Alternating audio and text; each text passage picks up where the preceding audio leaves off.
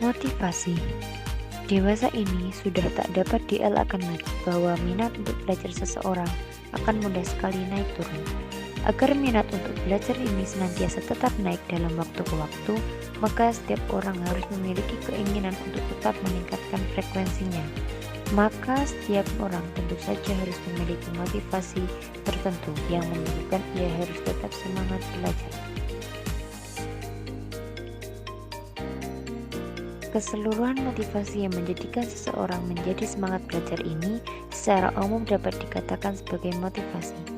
Maksud dari motivasi di sini adalah keseluruhan daya penggerak yang menimbulkan kegiatan yang menjamin kelangsungan hidup dan memberikan arah kegiatan sehingga tujuan dapat tercapai. Oleh karena itu, pada makalah ini akan dibahas mengenai pengertian motivasi, jenis-jenis motivasi, dan teori-teori motivasi. Apa itu motivasi? Pertama, motivasi adalah munculnya gerakan melakukan suatu aktivitas. Kedua, motivasi ialah sesuatu perubahan tenaga yang ditandai dengan dorongan efektif dan reaksi-reaksi pencapaian tujuan. Motivasi menurut para ahli yang pertama, Ormond mengatakan bahwa motivasi adalah suatu yang menghidupkan energis, mengarahkan dan mempertahankan perilaku. Yang kedua, menurut Abdul Rahman Soleh, motivasi adalah segala sesuatu yang menjadi pendorong tingkah laku yang menuntun atau mendorong seseorang untuk memenuhi kebutuhan. Yang ketiga, menurut Wasti Sumanto, motivasi adalah suatu proses yang tersimpul, salah satu proses yang bertali dengan mediasi variabel. Yang keempat, menurut Hamdani Bakron Az-Zaki, motivasi adalah kuatnya dorongan dari dalam diri manusia yang membangkitkan semangat dalam makhluk hidup yang kemudian hal itu menciptakan adanya tingkah laku diarahkannya pada suatu tujuan atau tujuan-tujuan tertentu. Apa saja jenis-jenis motivasi? Yang pertama, motif yang berhubungan dengan kebutuhan jasmani. Yang kedua, motif darurat. Yang ketiga, motif objektif. Macam-macam motif respon individu. Yang pertama, pemilihan atau penolakan. Yang kedua, individu dapat mengambil pemilihan yang tegas dalam individu dihadapkan kepada situasi di mana individu memberikan salah satu respon, penilaian atau penolakan dari beberapa macam objek atau situasi yang dihadapi. Yang ketiga, kompromi.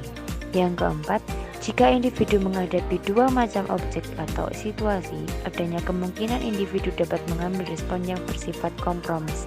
Yang kelima, meragu-ragukan. Teori motivasi. Berikut perspektif singkat tentang motivasi yang terangkum dalam tabel. Perspektif. Deskripsi umum. Karakteristik dan sifat kepribadian yang relatif bertahan lama. Contohnya, manusia memiliki perbedaan kebutuhan dan minat. Teori sifat. Teori behavioris. Motivasi didorong oleh kondisi internal yang mereka kurang pas terhadap sesuatu bagi maksimalnya fungsi. Manusia tidak melanggar aturan seseorang yang mengakibatkan hukuman. Teori keorganisasian. Deskripsi umum. Manusia termotivasi oleh konsekuensi perilaku yang timbul dari diri sendiri atau orang lain. Contoh konsep dan penjelasan. Manusia dapat menentukan cita-cita yang akan dicapai. Teori kognitif.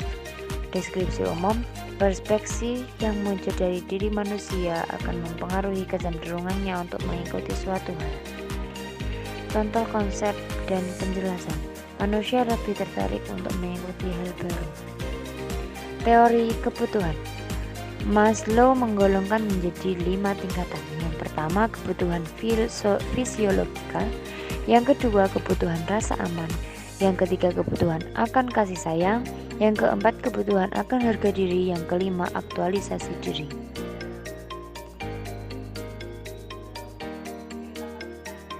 Siapa itu Maslow? Maslow adalah pakar psikologi humanistik. Kesimpulan, motivasi adalah suatu perubahan energi yang bercirikan timbulnya suatu perasaan yang didahului oleh reaksi-reaksi ingin mencapai tujuan. Motivasi tidak dapat dilihat namun bisa dikumpulkan dari tingkah laku yang nampak akan tetapi terdapat pula perbuatan seseorang yang tidak didorong oleh motif karena berlangsung secara otomatis. Oleh karena itu, terbentuklah dua macam kategori perbuatan, yaitu perbuatan refleksif dan perbuatan disadari. Motif dapat dibedakan menjadi